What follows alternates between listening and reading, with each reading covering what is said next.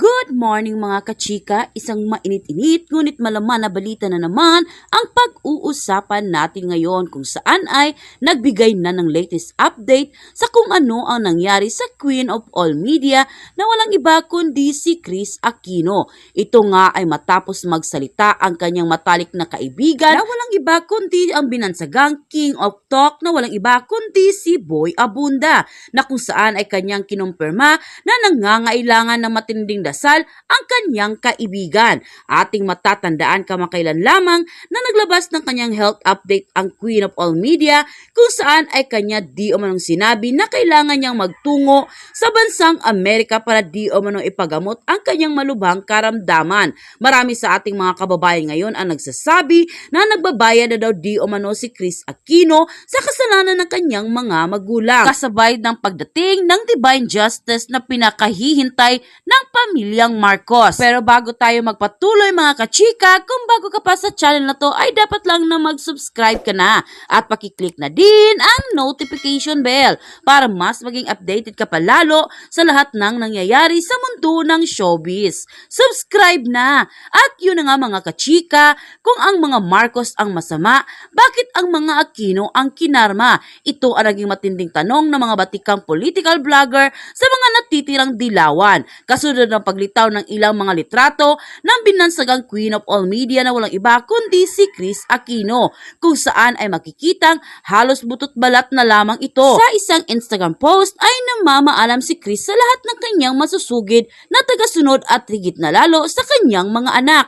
Matapos naging tweet ni Kris Aquino ay naglabas din ng kanyang hinaing at komento ang isang matalinong netizen na mga bagay na maaaring nakaapekto sa naturang aktres sa patuloy na paglala ng kalagayan nito. Matatandaan kamakailan lamang na naging viral ngayon sa mundo ng social media ang nasasabing larawan ng Queen of All Social Media na kitang-kita ang pagbagsak ng kanyang katawan at pagbaba ng timbang nito na i-share nito sa publiko sa pamamagitan ng kanyang Instagram post. Matapos lamang ang ilang oras matapos i-post ni Kris Aquino sa kanyang Instagram ang nasabing picture ay umani ito ng samot-saring komento sa mundo ng social media. Dahil nga di umano sa naging balitang ito ay ilan sa ating mga kababayan ngayon ang nagsasabi na marahil ito na nga raw ang kabayaran sa lahat ng kasalanan ng kanyang pamilya at ginawa di umano nito ng mga taong noong pa sila ang nanungkulan sa palasyo. Ilan rin sa marami sa ating mga kababayan ay maging ang ilang celebrity ang nagbigay ng dasal para sa mabilis na ikagagaling ng Queen of Social Media.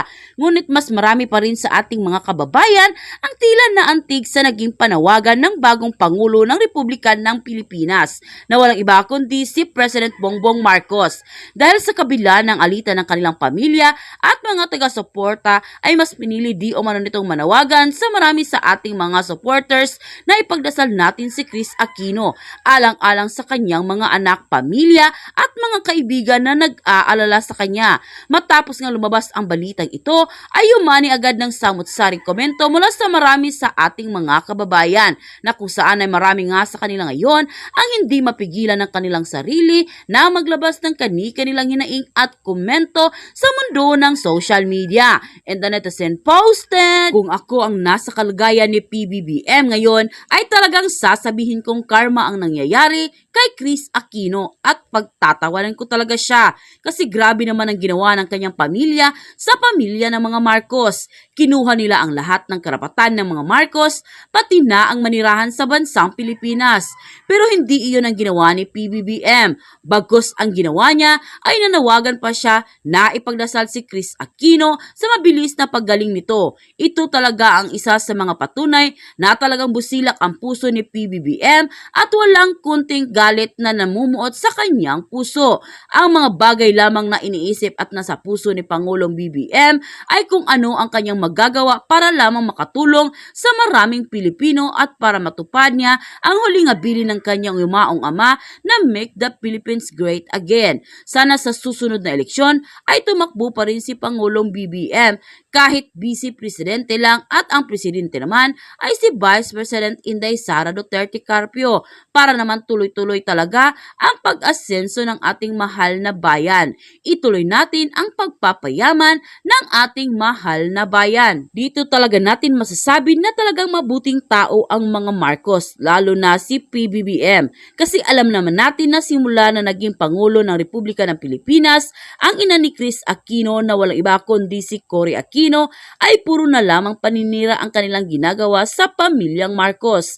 Pero kahit ganun pa man, ay kahit isang beses ay walang naririnig na masasakit na salita mula sa bibig ng mga Marcos, lalong-lalo na kay former President Ferdinand Edrelin Marcos at sa bagong Pangulo ng Republika ng Pilipinas na si BBM. Kasi para sa kanila ay hindi tama ang manakit ng tao kahit pa man sinasaktan ka pa ng mga ito. Kaya nang tumakbong Pangulo si PBBM ay sinusuportahan agad siya ng 31 million Pilipino kasi kitang-kita at ramdam na ramdam nila na ang rason kung bakit siya tumakbong Pangulo ay hindi para maghiganti sa mga Aquino at sa mga taong nag-api sa kanila noon, kundi para tuparin ang huling habilin ng kanyang yumaong ama na make the Philippines great again.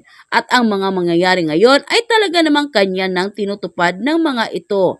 Kaya masasabi ko talagang tama ang naging desisyon ko na suportahan at iboto si PBBM. End quote. Sa naging komento na ito ng marami sa ating mga kababayan ay kumpirmadong marami nga sa kanila ang sumang-ayon sa nasabing komento ng isa sa mga loyal BBM supporters na na-impluwensyahan ng Pangulo na ipagdasal si Chris Aquino anuman ang nakaraan ng kanilang pamilya. Dahil nga di umano sa naging balitang ito ay bumilib lalo ang marami sa ating mga kababayan na dahil sa kabilat ng kaliwat kanan ng ilan sa pamilya ni Chris Aquino sa pamilya ng bagong Pangulo ng Republika ng Pilipinas na walang iba kundi si BBM ay hindi di umano nito nagawang balikan at gantihan ng ilang mga masasakit na salita ang angkan ng mga Aquino matapos ang samut-saring akusasyon at pagbibintang sa pamilyang Marcos.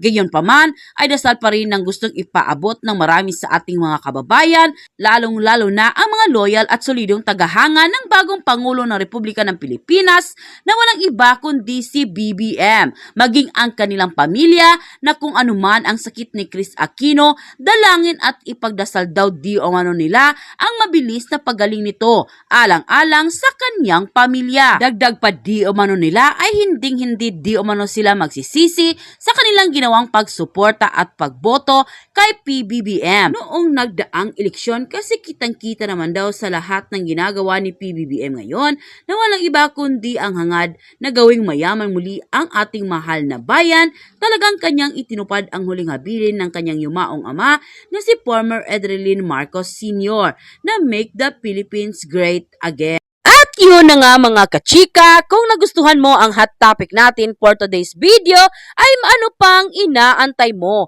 Mag-like ka na at i-share mo na din para mas marami pang magkakaalam sa hot topic na ito. Maraming salamat!